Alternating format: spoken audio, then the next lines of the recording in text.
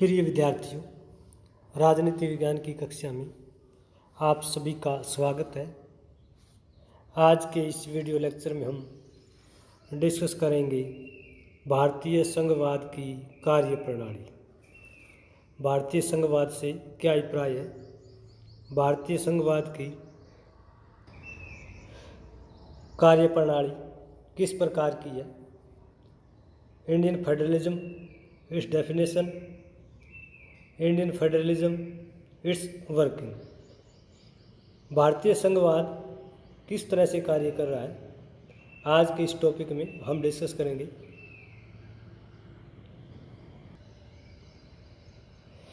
Working of Indian federalism, भारतीय संघवाद। भारतीय संघवाद को राजनीतिक विद्वानों ने अनेक दृष्टिकोणों से परिभाषित किया है। किसी ने इसको सहयोगी संघवाद कहा है, किसी ने केंद्रीकृत संघवाद कहा है, किसी ने एकात्मक झुकाव वाला संघवाद कहा है, किसी विद्वान ने सच्चा संघवाद कहा है, किसी विद्वान ने इसको अनूठा संघवाद कहा है।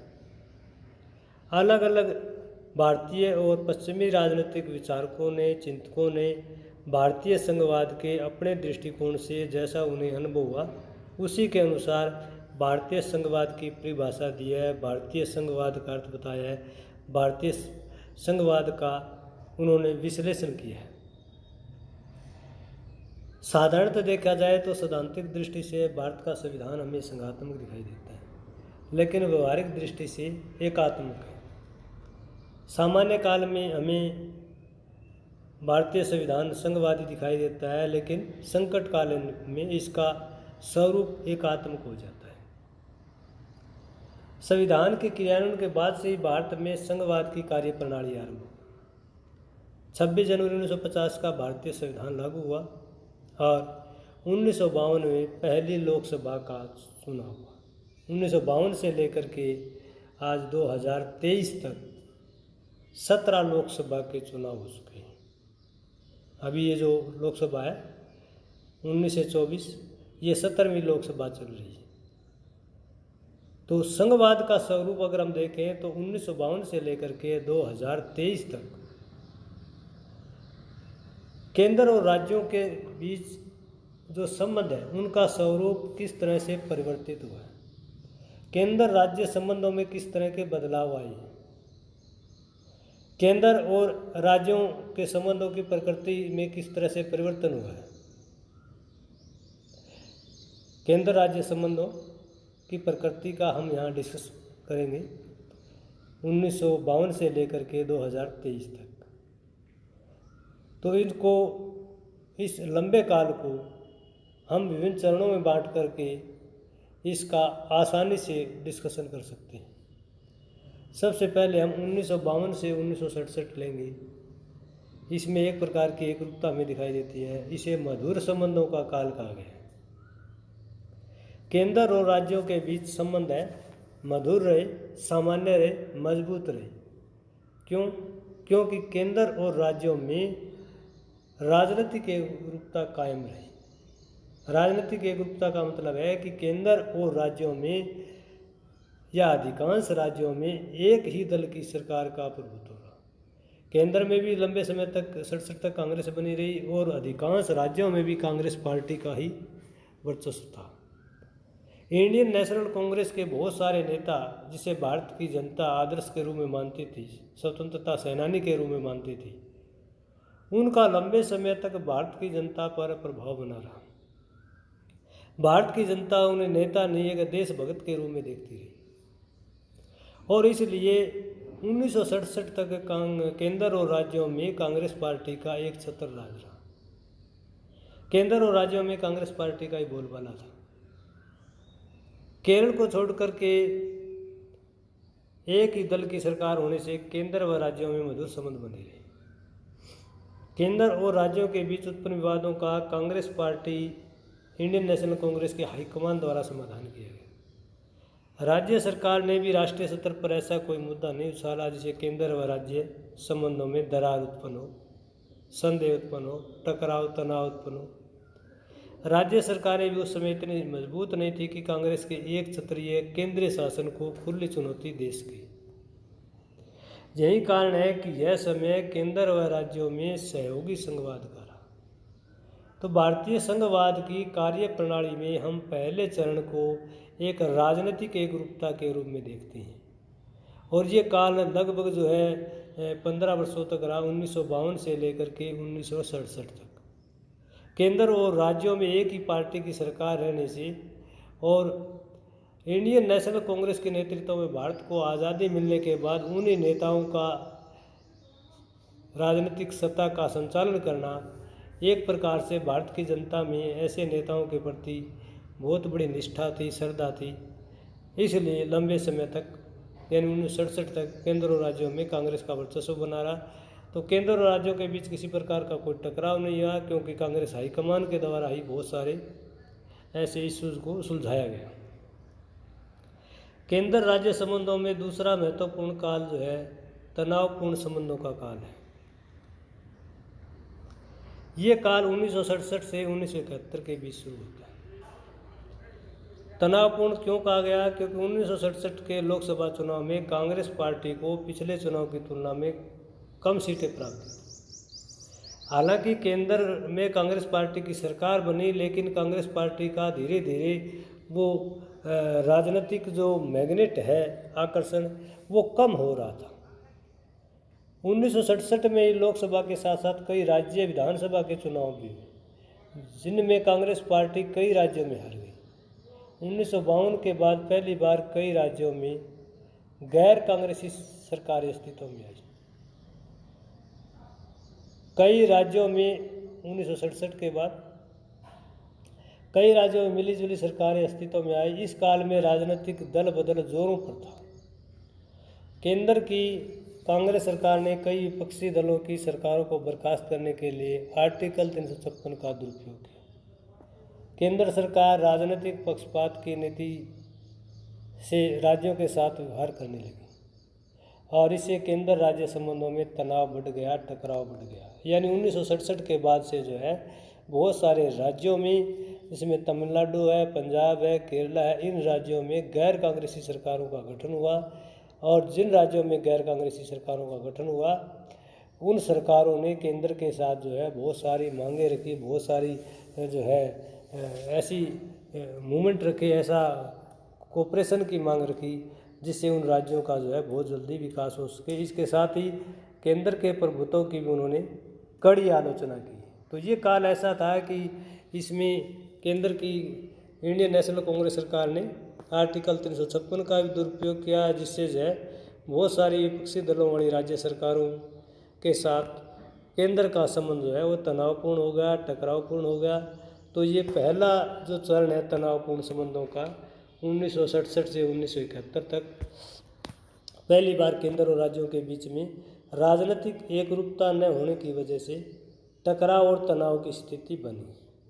तो ये भारतीय संघवाद की कार्यप्रणाली का दूसरा चरण तनावपूर्ण रहा। तीसरा चरण जो है 1971 से 1977 तक का काल है, ये है केंद्रीकृत संघवाद का काल।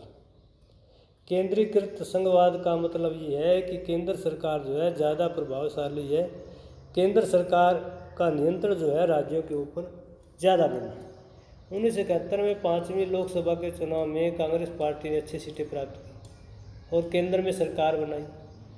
1972 में कई राज्यों में विधानसभा के चुनाव हुए। इन चुनाव में भी कांग्रेस पार्टी को कई राज्यों में अच्छी सफलता मिली। इस प्रकार केंद्र व कुछ राज्यों में एक बार फिर कांग्रेस पार्टी ने ऐसे कई कानून बनाए जिससे राज्यों का केंद्र के प्रति आक्रोश फिर बढ़ गया। जून 1975 में कांग्रेस पार्टी ने संकट काल की घोषणा कर दी और प्रांतों के शासन में केंद्र का प्रभुत्व बढ़ गया। तो ये काल ऐसा था कि एक बार फिर 71 के चुनाव में इंडियन नेशनल कांग्रेस को लोकसभा में भारी सफलता मिली और बहुत सारे राज्यों में भी कांग्रेस पार्टी की सरकार बनी, जिससे जो है इंडियन नेशनल कांग्रेस में फिर डिक्टेटरशिप आ गई और इंडियन नेशनल कांग्रेस ने राज्यों के ऊपर अपना केंद्रीय प्रभुत्व बढ़ाना जो है फिर शुरू कर दिया। और जून 1975 में इंडियन नेशनल कांग्रेस ने इमरजेंसी की घोषणा कर दी, जिससे विपक्षी नेताओं को जेल के अंदर डाला गया और एक प्रकार से व्यक्तिगत स्वतंत्रता का आनंद था। केंद्र सरकार का राज्यों के ऊपर जो है नियंत्रण बढ़ता जा रहा था, इसलिए इस काल को केंद्रीकृत संघवाद का नाम दिया गया है। हालांकि भारत में संघवाद था, केंद्र और राज्यों में अलग अलग सरकारें थी, अपनी निर्धारित क्षेत्रों में कार्य कर रही थी, लेकिन केंद्र सरकार का अनावश्यक नियंत्रण राज्य सरकारों पर बढ़ गया, इसलिए इस काल को केंद्रीकृत संघवाद कहा गया। केंद्र राज्य संबंधों में चौथा महत्वपूर्ण जो चरण है वो तनावपूर्ण संबंधों का है। ये तनावपूर्ण संबंध 1977 से लेकर के 1980 तक रहे। केंद्र सरकार व राज्य सरकारों में राजनीतिक प्रतिशोध की भावना बनी रही। पहली बार 1977 के आम चुनाव में केंद्र में जनता पार्टी की सरकार, यानी कांग्रेस की डिक्टेटरशिप के बाद 1975 की इमरजेंसी के बाद जो है जनता का कांग्रेस सरकार से मोह भंग हो गया। इवन देश की प्रधानमंत्री श्रीमती इंदिरा गांधी एक सामान्य व्यक्ति से चुनाव हार गई और जयप्रकाश नारायण और दूसरे नेताओं ने 4 छोटी छोटी पार्टियों को मिलाकर जनता पार्टी का गठन किया और मोरारजी देसाई देश के प्रधानमंत्री बने। पहली बार केंद्र में गैर कांग्रेसी पार्टी ने जो है सत्ता हासिल की और जनता पार्टी ने भी कांग्रेस पार्टी की पक्षपात नीति का ही अनुसरण किया और 9 राज्यों में कांग्रेसी सरकारों को अनुच्छेद 356 के तहत बर्खास्त किया। इसके बाद 1980 में फिर लोकसभा के चुनाव हुए और केंद्र में इंडियन नेशनल कांग्रेस को बहुमत प्राप्त हुआ। जनता पार्टी या उसके सहयोगी दलों द्वारा काफ़ी राज्यों में उस समय सरकारें थी, तो केंद्र की तत्कालीन कांग्रेस सरकार ने 9 जनता पार्टी दल की राज्य सरकारों के ऊपर जो है आर्टिकल 356 का मिसयूज किया, दुरुपयोग किया।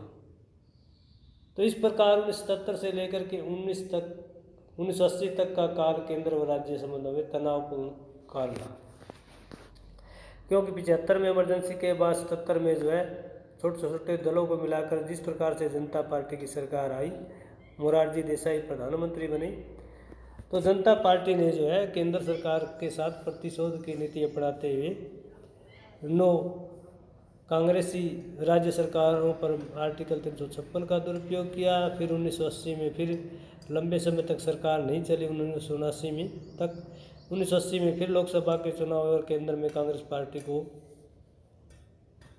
सफलता मिली, लेकिन उस समय बहुत सारे राज्यों में जनता पार्टी या उसके समर्थन दलों की सरकारें चल रही थी, उनके विरुद्ध भी 1980 की तत्कालीन इंडियन नेशनल कांग्रेस की केंद्र सरकार ने आर्टिकल 356 का दुरुपयोग किया।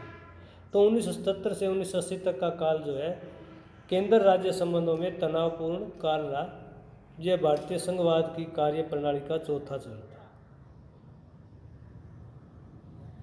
5वां चरण जो है 1980 से आगे, इसमें सरकारी आयोग की स्थापना के बारे में दिया गया। भूतपूर्व प्रधानमंत्री श्रीमती इंदिरा गांधी ने 1983 में पूर्व न्यायाधीश रणजीत सिंह सरकारिया की अध्यक्षता में 3 सदस्यीय आयोग का गठन किया। इस आयोग ने 27 अक्टूबर 1987 को केंद्र सरकार को अपनी एक रिपोर्ट पेश की। इस रिपोर्ट में सुझाया कि देश की एकता और अखंडता के लिए शक्तिशाली केंद्र सरकार का होना आवश्यक है। इस आयोग ने यह भी सुझाव दिया कि राज्यपाल की नियुक्ति करते समय राज्य के मुख्यमंत्री से अवश्य परामर्श किया जाना चाहिए।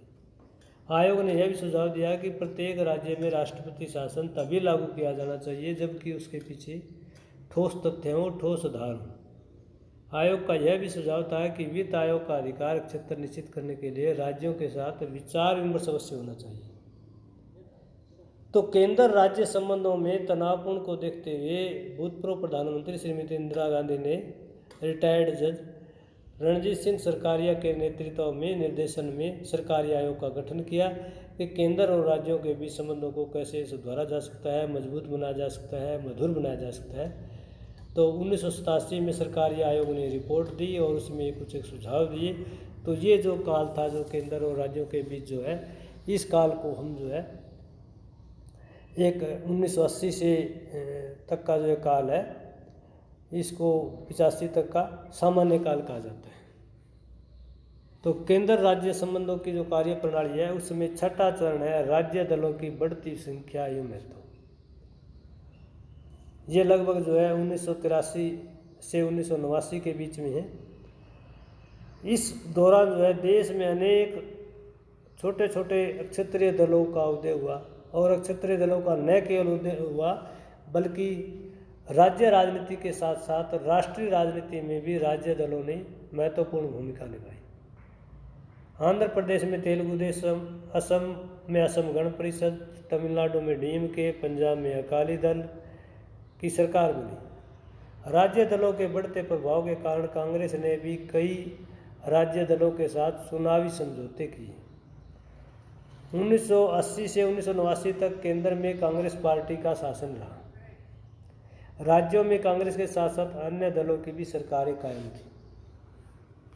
यह काल भी जो हम सामान्य काल कह सकते हैं कि कुछ एक राज्यों में गैर कांग्रेसी सरकारें थी और केंद्र में जो है कांग्रेस की सरकार थी। इसलिए जो है केंद्र और राज्यों के बीच में बहुत ज़्यादा तनावपूर्ण संबंध इस काल में नहीं रही। सातवां महत्वपूर्ण चरण है आलम मत कांग्रेस सरकार और केंद्र राज्य संबंध। भारतीय संघवाद की कार्य प्रणाली में 1989 से लेकर के अगर 97 तक का कार्यकाल देखें तो ये जो कार्यकाल है ये भी जो है एक प्रकार का तनावपूर्ण संबंधों का काल रहा, टकराव का काल रहा, क्योंकि कांग्रेस का एक छत्र राज है वो समाप्त हो चुका था। केंद्र में गठबंधन सरकारों का दौर शुरू हो गया। राज्य दलों ने केंद्र सरकारों को समर्थन के बदले अपने राजनीतिक हितों की पूर्ति की। केंद्रीय और राज्य सरकारें बनाने में एमएलए और एमपी की राजनीतिक दलों ने अपने मोहरों की तरह प्रयोग किया। एमएलए देकर एमपी का सपोर्ट लेना, एमपी देकर एमएलए का सपोर्ट लेना जो है इस काल का एक राजनीतिक जो है नकारात्मक प्रदर्शन रहा। 1991 में केंद्र की पीवी नरसिम्हा राव के नेतृत्व में बनी कांग्रेस सरकार बहुत सारे राज्य दलों के सहारे चली। उसके बाद 1996 में केंद्र में संयुक्त मोर्चे की सरकार आई जिसमें 4 राष्ट्रीय दलों के साथ साथ 9 क्षेत्रीय दलों का भी समर्थन रहा। तो इस काल में भी जो है केंद्र और राज्यों के बीच संबंध जो है ज़्यादा हम उनको तनावपूर्ण नहीं कह सकते, ना मधुर नहीं कह सकते, सामान्य संबंध कह सकते हैं कि केंद्र सरकार ने बहुत ज़्यादा राज्यों के साथ टकराव नहीं किया, क्योंकि केंद्र में किसी पॉलिटिकल पार्टी को क्लियर मेजॉरिटी प्राप्त नहीं हुई। केंद्र सरकार खुद बैसाखी के सहारे थी, खुद जो है और राज्य दलों के सहारे पर थी, इसलिए केंद्र राज्य संबंधों में भारी उथल पुथल नहीं हुई। भारतीय संघवाद का ये जो काल है ये एक प्रकार से सहयोगी संघवाद का कार्यकाल रहा। भारतीय संघवाद का जो कार्यकाल है 8वां महत्वपूर्ण चरण है, उसमें एनडीए सरकार और राज्यों में संबंध, ये 1998 से लेकर के 2004। 1998 में केंद्र में अटल बिहारी वाजपेयी की सरकार बनी। 1999 में फिर चुनाव हुए और उसमें फिर भारतीय जनता पार्टी ने एनडीए का गठन किया और जिसमें 24 क्षेत्रीय दलों को मिला करके केंद्र में भारतीय जनता पार्टी ने सरकार का गठन किया। अटल बिहारी वाजपेयी इस सरकार में देश के प्रधानमंत्री बने। कुछ राज्यों में क्षेत्रीय दलों की भी सरकार बनी। भारतीय जनता पार्टी ने इस काल में अनुच्छेद 356 का दुरुपयोग नहीं किया, क्योंकि बहुत बड़ी संख्या में राज्य दल जनता पार्टी को केंद्र में समर्थन कर रहे थे। राष्ट्रीय स्तर पर इतने राज्य दलों का गठबंधन होने से इस काल में केंद्र राज्य संबंध लगभग संतुलित रहे, यानी 24 पॉलिटिकल पार्टियां मिलकर के केंद्र में भारतीय जनता पार्टी को सपोर्ट कर रही थी। इसलिए केंद्र में आलम मत सरकार होने के कारण एक स्पष्ट बहुमत वाली पॉलिटिकल पार्टी की सरकार न होने के कारण सरकार ने जो है ज़्यादा डिक्टेटरशिप नहीं की, ज़्यादा तानाशाही नहीं की। तत्कालीन बीजेपी सरकार ने राज्यों के साथ जो है सामान्य संबंधों का व्यवहार किया। भारतीय संघवाद की कार्य प्रणाली में 9वां चरण है संपर्क सरकार और केंद्र राज्य संबंध। संयुक्त प्रगतिशील गठबंधन की सरकार ये 2004 से लेकर 2009 तक रही। यूनाइटेड प्रोग्रेसिव अलायंस 1 2004 से 2009, जिसको संयुक्त प्रगतिशील गठबंधन का नाम दिया गया, और इसके नेता डॉक्टर मनमोहन सिंह बने। मनमोहन सिंह देश के प्रधानमंत्री बने। 2004 से 2009 तक संपर्क सरकार में 12 क्षेत्रीय दलों का सहयोग रहा। इस काल में केंद्र राज्य संबंधों के पुनर्निर्धारण और बदलते परिवेश में उनके औचित्य पर 27 अप्रैल 2007 को डॉक्टर मनमोहन सिंह ने पूर्व मुख्य न्यायाधीश मदन मोहन पुंधी की अध्यक्षता में एक आयोग का गठन किया कि केंद्र राज्य संबंधों को कैसे सुधारा जा सकता है, कैसे मधुर बनाया जा सकता है, कैसे मजबूत बनाया जा सकता है, भारतीय संघवाद को और ज़्यादा कैसे विकसित किया जा सकता है। इस आयोग को यह दायित्व सौंपा गया है कि विशेष परिस्थितियों में केंद्र सरकार का क्या दायित्व होना चाहिए, केंद्र राज्य संबंधों में करों के विभाजन से संबंधित नई व्यवस्था क्या हो सकती है।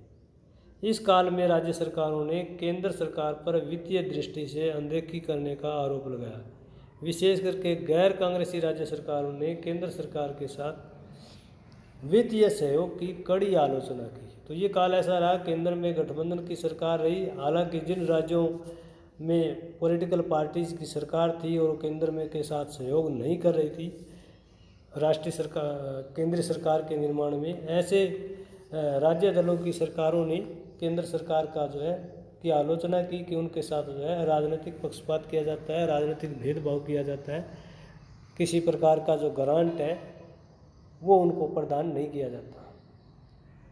केंद्र और राज्य संबंधों में जो कार्य प्रणाली है उसमें 10वां चरण जो है संपर्क टू सरकार और केंद्र राज्य संबंध। 2009 में फिर लोकसभा के चुनाव हुए और इन चुनावों में फिर कांग्रेस पार्टी या किसी अन्य पार्टी को स्पष्ट बहुमत प्राप्त नहीं हुआ। और इस काल में इंडियन नेशनल कांग्रेस ने 8 राजनीतिक दलों के साथ संयुक्त प्रगतिशील गठबंधन का 2 का गठन किया। राज्य दलों के बढ़ते हुए महत्व ने राष्ट्रीय दलों के दृष्टिकोण में ही परिवर्तन कर दिया। राष्ट्रीय दलों ने भी लोकसभा और विधानसभा चुनाव में राज्य दलों के साथ चुनावी समझौता किया। पूरी राष्ट्रीय राजनीति 2 राजनीतिक दलों के गठबंधन में बट गई। इस काल में भी कई राज्यों के विधानसभा चुनाव में कांग्रेस पार्टी को हार का सामना करना पड़ा। इस काल में पार्टी ने सोनिया गांधी के नेतृत्व में कई राज्य विधानसभा चुनाव लड़े, लेकिन पार्टी को असफलता मिली। गैर कांग्रेसी राज्यों में केंद्र सरकार के विरुद्ध हिंसक आंदोलन हुए। आंध्र प्रदेश से तेलंगाना राज्य की मांग को लेकर राज्य में शांति व्यवस्था भंग हुई और केंद्र सरकार की आंध्र प्रदेश विभाजन की नीति का वहां के नेताओं ने प्रदेश व दिल्ली में जमकर विरोध किया।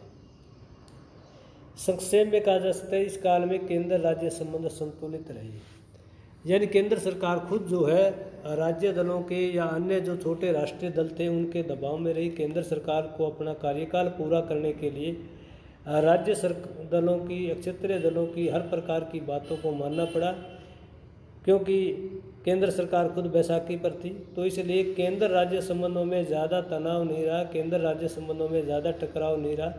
एक तरफ से जो है नॉर्मल रहे संबंध, केंद्र राज्यों के बीच संतुलित रहे। भारतीय संघवाद की कार्य प्रणाली में 11वां जो चरण है वो एनडीए सरकार का है, नेशनल डेमोक्रेटिक अलायंस 2 और केंद्र राज्य संबंध। 2014 में फिर लोकसभा के चुनाव हुए, 16वीं लोकसभा के चुनाव, और इन चुनाव में एनडीए को 336 सीटें प्राप्त हुई, जिसमें भारतीय जनता पार्टी को अकेले 282 सीटें प्राप्त हुई। इस चुनाव में यूपीए को 59 सीटें प्राप्त हुई, जिसमें भारतीय राष्ट्रीय कांग्रेस को केवल 44 सीटें प्राप्त हुई। पहली बार कांग्रेस पार्टी जो है अपने सबसे निकृष्ट प्रदर्शन पर पहुंची, सबसे बुरे प्रदर्शन पर ये एक रिकॉर्ड रहा कि कांग्रेस पार्टी का बिल्कुल बॉटम पर आ गई 44 सीटों पर। 26 मई 2014 को शाम 6 बजे भारतीय जनता पार्टी के नेतृत्व में श्री नरेंद्र मोदी ने 45 मंत्रियों के साथ पद व गोपनीयता की शपथ ली। प्रधानमंत्री श्री नरेंद्र मोदी ने मंत्रिमंडल की पहली बैठक में राज्यों के मुद्दों को प्राथमिकता से निपटाने का निर्देश दिया। इस काल में भारत के 19 राज्यों में भाजपा या भाजपा समर्थित राज्य सरकारें बनी। 2018 के आरंभ में कांग्रेस पार्टी पूरे देश में 5 राज्यों तक सीमित हुई। पूरे देश में भाजपा का शासन होने से केंद्र राज्य संबंध लगभग संतुलित रहे। 2014 से 2019 के बीच में देखें तो बहुत सारे राज्यों में भाजपा या भाजपा समर्थित या गैर कांग्रेसी सरकारों का गठन हुआ और केंद्र में एनडीए, भाजपा के नेतृत्व में एनडीए की सरकार बनी। इस प्रकार इस काल में केंद्र राज्य संबंध छिटपुट टकराव तनाव के को छोड़ दिया जाए तो केंद्र राज्य संबंध लगभग जो है संतुलित रहे। तो भारतीय संघवाद का ये काल जो है सहयोगी संघवाद का काल रहा। 12वां जो चरण है इसमें भारतीय जनता पार्टी और केंद्र राज्य संबंध 2019 से 2024। मई जून 2019 में 17वीं लोकसभा के चुनाव हुए और इस चुनाव में भारतीय जनता पार्टी को 543 में से 303 स्थान प्राप्त हुए। भारतीय जनता पार्टी ने स्पष्ट बहुमत के साथ नरेंद्र मोदी के नेतृत्व में दूसरी बार सरकार बनाई। कांग्रेस पार्टी को इस चुनाव में भी जो है 10% से कम यानी 52 स्थान प्राप्त हुए। कांग्रेस पार्टी जो है एक मजबूत विपक्षी दल, वैधानिक रूप से मान्यता प्राप्त विपक्षी दल का दर्जा लगातार 2 लोकसभा चुनाव में प्राप्त नहीं कर सकी। 2019 से 2024 का काल देखें तो भारत के अधिकांश राज्यों में भारतीय जनता पार्टी या भारतीय जनता पार्टी समर्थित राज्य दलों की सरकारें थी या गैर कांग्रेसी सरकारों की दलें थी और धीरे धीरे जो है कांग्रेस बिल्कुल अपने निचले स्तर पर गई। 4 या 5 राज्यों में जो है पूरे देश में कांग्रेस की सरकार रही और इससे जो है कांग्रेस, इंडियन नेशनल कांग्रेस का राजनीतिक पतन लगभग निचले स्तर पर पहुंच गया। हालांकि 2023 के जुलाई के आते आते शुरुआत में कुछ एक राज्यों में पॉलिटिकल पार्टी के रूप में कांग्रेस पार्टी का राजनीतिक उत्थान हुआ। अभी कुछ समय पहले कर्नाटक में विधानसभा के चुनाव हुए थे, वहाँ पर इंडियन नेशनल कांग्रेस को सफलता मिली। इससे पहले हिमाचल प्रदेश में भी इंडियन नेशनल कांग्रेस की सरकार आई और उससे पहले पंजाब में आम आदमी पार्टी की सरकार बनी। हालांकि वहाँ पर कांग्रेस और बीजेपी दोनों को ही किसी प्रकार का राजनीतिक लाभ नहीं मिला। तो केंद्र राज्य संबंध जो है वो एक प्रकार से इस काल में कह सकते हैं केंद्रीकृत संघवाद वाले कह सकते हैं, क्योंकि केंद्र में एक छत्र जो है बीजेपी को क्लियर मेजॉरिटी प्राप्त है और केंद्र सरकार के साथ साथ राज्यों में किसी मजबूत विपक्षी दल का पूरी तरह से अभाव पाया गया। भारत में जितने भी क्षेत्रीय और राष्ट्रीय दल हैं जो सरकार में शामिल नहीं हैं, उन सभी दलों का आपस में राजनीतिक टकराव है, राजनीतिक तनाव है। इसलिए बीजेपी के कंपैरिजन में विपक्ष जो है वो बिखरा हुआ है, मजबूत नहीं है। कांग्रेस पार्टी ज़रूर एक राष्ट्रीय दल है लेकिन उस तरह का अभी तक पॉलिटिकल परफॉर्मेंस वो नहीं कर पाई है। तो ये जो कार्यकाल है भारतीय संघवाद का, ये केंद्रीकृत संघवाद का कार्यकाल कहा जा सकता है। तो भारत में संघवाद की कार्य प्रणाली से संबंधित आज का ये वीडियो लेक्चर आपको कैसा लगा कमेंट करके ज़रूर बताइएगा। अगर ये लेक्चर आपको पसंद आता है तो इसे लाइक कीजिए, अपने मित्रों के साथ शेयर कीजिए और मेरे YouTube चैनल को सब्सक्राइब करना न भूलिए ताकि आने वाली हर नई और इंटरेस्टिंग वीडियो आप तक आसानी से पहुंच सके। धन्यवाद।